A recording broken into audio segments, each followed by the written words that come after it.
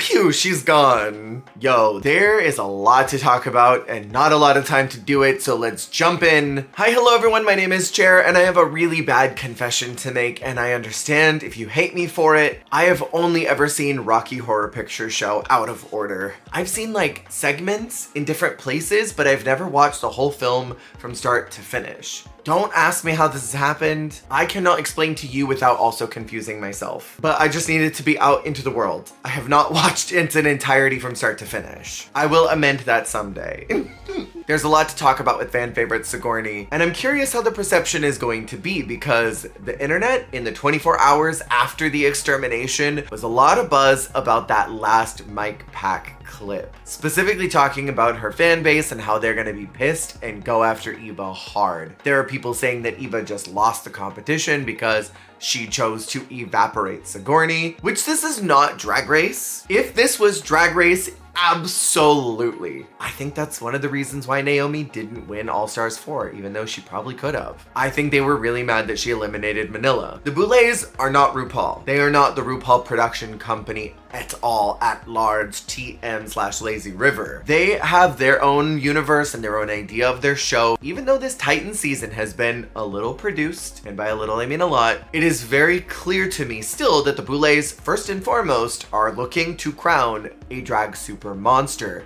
And if you ask me, that super monster is either Jay, Evah, or Abora. Those are the very clear ones. I love Sigourney, and going into the season, I was plugged in for her. I'm like, nobody else, winner is only Sigourney. I'm not even going to play around with the idea that anyone else will win, maybe Jay, but it's gonna be Sigourney. And I stand by the things that I've said in defense of her. After this week, it's kind of hard to defend her. Yes, and if then, I have been under stressful situations before where I am so riled up and my emotions are high and my endorphins are going crazy. Adrenaline is nuts and everything feels chaotic, and so I'm just talking. The brain is not even thinking in that moment. Words are just spilling out, and there are things that I said that were in the back of my brain that I thought I should not have said that. Because reality is, we all have dark, lingering thoughts. We don't share them in public because it's uncouth. I think in these moments, we forget that these reality show contestants are people, and they are in a very high pressure, high stakes environment, and they're just talking. They're not thinking. This whole conversation she had with Evah, stepping on her toes and kind of invalidating her and vaguely threatening her, not really listening to what Jaharia had to say and thinking that her own problems were worse than Jaharia's, and then to this Mike Pack cut of my fans are gonna go after her. I just feel like that's a lot of emotion manifesting into blah. And I guarantee that every one of us have dealt with something similar where we were just so stressed out about something that we just talked and said things that we shouldn't have said. This is not me making excuses for her. It is simply to say some fans need to be nicer because some people are going lunatic mode on social media, and that's not okay. Let's rewind, because I got ahead of myself. In the cold open, the Boulets mentioned that the fans hated the musical so badly last season that they're doing it again to torture us. I loved that weird little musical they did last year. I thought it was fun. I don't care if y'all didn't like it, I did. And they kept showing us clips about how awkward and uncomfortable it was, but they never gave us the moment. Oh, dude. That's the...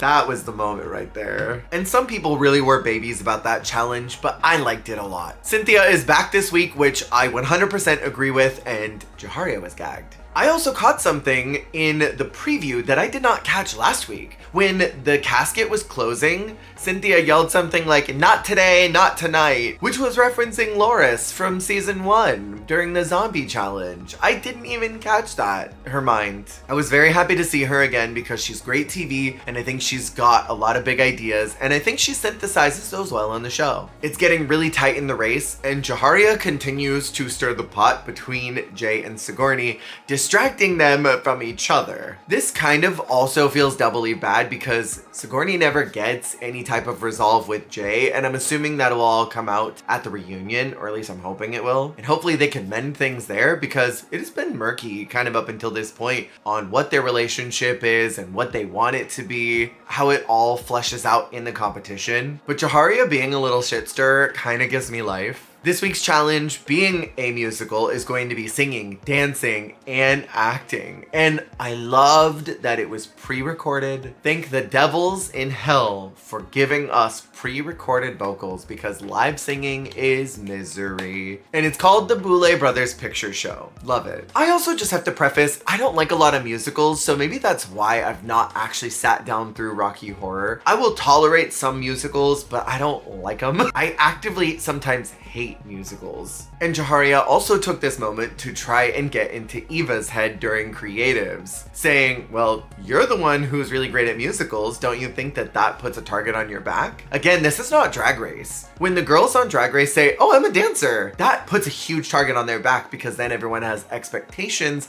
that they're gonna do really well. I think the Boulet brothers think, okay, if you say you're good at this, then do good at it. And if you don't, they punish you. I think the expectation that they have is just that they're going to be authentically themselves, not necessarily super excel in something that they claim to be good at. And going back to this, Abora seems very over the mind games that are happening. She just wants to compete, and I honestly understand that. When there are people that are doing this, I kind of just lock them out and go, okay, I'm plugging into what I'm doing right now. As always, I will talk about the floor show looks later on this week, so we're gonna do a quick recap. I thought Abora looked puss in a way that I have never seen them ever before on Dragula. Very strong night for them. Jaharia was this glam goddess, and I love that she did the Immodesty Blaze, where she pulls out that center corset. If you have not seen that, you need to go and look up Immodesty Blaze corset reveal. You'll gag. It's exactly what Sasha Colby did in the season 15 finale, and she also referenced Immodesty. If that was done in Rocky Horror and I don't know, please don't roast me alive. Jay was this big, sexy, buff monster, and I'm sorry. I think I dropped something. I don't know where I dropped it at, but I dropped it somewhere. I loved how Sigourney was luxuriating in her look, but I didn't find it particularly wow. I did like it a lot better before the coat came off. I thought the corset look was so simple, and at this late stage of the game, you cannot do simple looks like that. You just can't. Cynthia looked stunning in that silhouette. I think all the details may not have been as fine-tuned as they could have been, but also that's not what I expect from Cynthia. I expect cool ideas. I expect cool execution, and I think that's what she did. And Evah was mugged down. I loved those pops of color, and I enjoyed seeing something a little more whimsical for them. And to me, it was absolutely giving that laugh track performance that put them on the map on Tumblr. The Boulets did mention that the look was not particularly Rocky Horror, that it was more Killer Clowns. So I was kind of surprised that she won the challenge. I do have one tiny conspiracy theory, and that is maybe in the back of their mind, they knew if they gave it to Jay, who I think probably should have won, Jay would have knocked out Evah, and they did not want to see that happen. I think with choosing Evah as the winner, her decision on who to evaporate would have been really judicial, I think, rather than a strategic one, which Jay has been saying for weeks that he wants to get Evah out of there. And so I do think that maybe that's why he didn't win. And that's a bummer. Not that I want Evah to go, but I just want Jay to do well. And I think Jay deserved it. And in the musical, I thought that Jay did the best. His role, I think, was maybe the weakest in writing, because Jay is playing the straight man in the musical. He has this come to Jesus moment and decides to join the group and not be so stringent with his beliefs, and becomes more flamboyant as it goes. But that's a really tough sell. And I think he played it super well, was extremely animated. There was this moment where he kicks his foot up to the side, and that was so theater. And I thought with a role that maybe was strategically the weakest in the bunch, he did the most with his part. Cynthia was emoting down. I was very tickled pink by her throwing it back while sitting in Abora's lap. And Sigourney was hamming it up in her space and taking ownership of the stage. Beyond that, I thought that she sounded great, and I didn't really notice her much after that because everyone else was doing so much, I kept paying attention to them. Evah, I think, is such a great performer that in her group, she just overshadowed everyone. I kept looking at her and paying attention to maybe some of the problems that Abora and Jaharia were bringing, because Evah was just so good. It's the same problem that she had in week 1. She was so good in that Halloween challenge, but the others in her group weren't there. and that's on being a star. The Boulets loved Jaharia's performance, and I loved her vocals. I thought she looked oddly sad and kind of distracted the whole time. I couldn't pinpoint exactly what that was, but for the first half of it, she just looked kind of sad. And then as it went on, she kind of warmed up, and then I saw her let loose. She got into the character and started blossoming more, but it took a long time for that to warm up, where everyone else started high and kept that energy bar up. I thought Abora was great for what I was expecting. Take that as you will. I was not expecting Abora to be able to sing or dance or act at all, so this was a pleasant surprise. And overall, I found this to be a very pleasant musical experience. For the Boulet Floor show, I think that they looked great in deliberations. That Bride of Frankenstein hair was so hot. The costumes were hot. I'm curious why they went out into the first look and then changed. Maybe they didn't like the look. Something was giving pre-recorded to me because the makeup was totally different than the deliberation look. And maybe it's possible that they went and did one entire look, did the floor show and thought, no. Went backstage, changed it all, including their makeup, and then sat down for deliberation. But that would take a long time, would it not? This week is tough because everybody did fairly good. It all comes down to taste, I think. And the Boulets say the undisputed winner is Evah Destruction. Again, I think this could have gone to Jay. I think he did great in the musical and on the floor show, and I just love the presentation through and through, as well as taking a role that really wasn't the best and making it the best that he could do. And I thought it was impressive. Where I was expecting a lot from Evah, and she delivered. She certainly overshined her trio, but I'm not sure how much the floor show reminded me of Rocky Horror. Just my 2 cents. And the group kind of looked salty about Evah winning, but there's more, because Evah gets the sonic transducer, which allows her to evaporate one contestant of her choice for any reason immediately. Gag! Gaggeroni, gagability. And that's why I think Jay didn't win, because I think Jay would have taken out Evah, and that was not on the vision board. This is a game of strategy. And up until now, all of us have been talking about the fact that they can't actually make decisions. What's the point in forming an alliance? And this is why you've got to form solid alliances with people you can trust and not upset the room. This is why you have to be kind of congenial and not agitate anybody.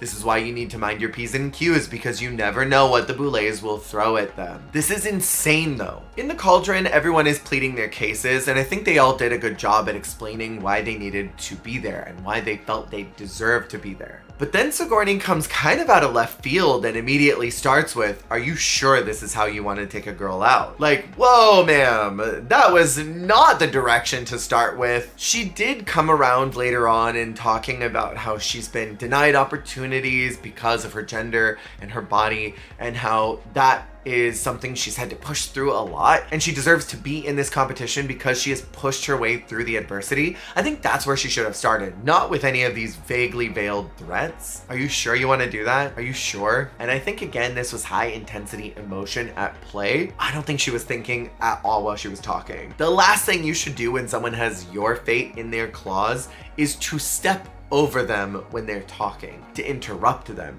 to vaguely threaten them. And she was sadly just making enemies left and right. I do want to say I did clock midway through the episode that all of Sigourney's confessionals were featuring glossy eyes. She had almost no eye makeup down here, and she looked like she had just finished bawling her eyeballs out. So I looked at my partner and I'm like, she's crying. Like, she was sobbing really hard, crying, wipes up her tears, and is like, I just hate that I'm here. Fuck Evah Destruction, I hate her. My fans are gonna eat her up. Hey Sigourney, can you do a take where you don't threaten a fellow contestant? Yes, of course, hold on. I knew Evah would win because Evah's great and she's the best and the Boulets love her and they want her to win. Yeah, can we do another take? And it sucks that this had to happen, and I feel bad for Evah because having to go through the process of tearing someone's dreams out of their hands has got to suck. But Sigourney was not making it hard for Evah to make that decision. I, as a light-skinned person, would like to address the conversation that happened with Sigourney talking about how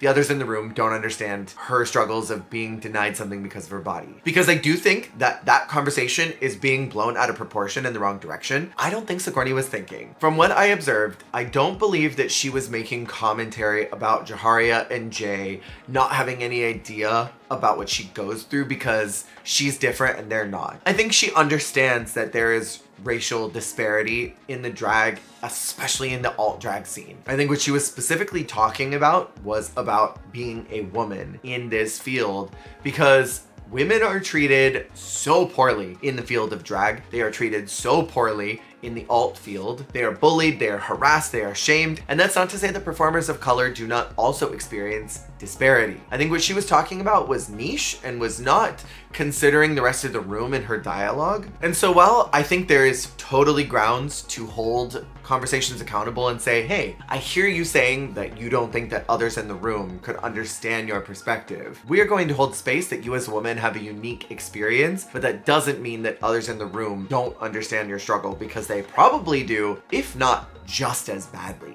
and possibly more. There's a very specific phrase that I'm thinking about when you make comparisons of the struggles that you're experiencing with the struggles that others are having, and trying to one-up each other on who's got it worse is not conducive for conversation. But I don't believe that moment was the time to try and have a heart-to-heart, because I think she was just not going to hear it because she was in a high-stakes emotional position. And I think that mic cut of her talking about her fans going after Evah was kind of damning. I cannot emphasize enough that I think that she was not thinking at all. She's been poised this whole time, and she's been thoughtful this whole time. The only thing that has changed now that it's over is an extermination. The reunion is going to be the juiciest tea we've ever had. And for the Hellbound Showdown, we have Priscilla versus Blackberry. For monetization purposes, I am not going to show either one of these looks, but what I will say is that Priscilla's half male and masculine look, and then half femme look with the massive peepee, was kind of everything. I thought Blackberry looked really cool. Both their performances would 100% get me demonetized, and I think they were both fab. I think the win could have gone to either one of them, and it really depends on the Boulets and what they want to see more of and who they want to see more from. They choose Blackberry. I think this was a lot harder of a decision than any of the previous ones. Obviously, last week, Priscilla stormed that lip sync, and poor Disasterina didn't have a chance, and then she broke that chair.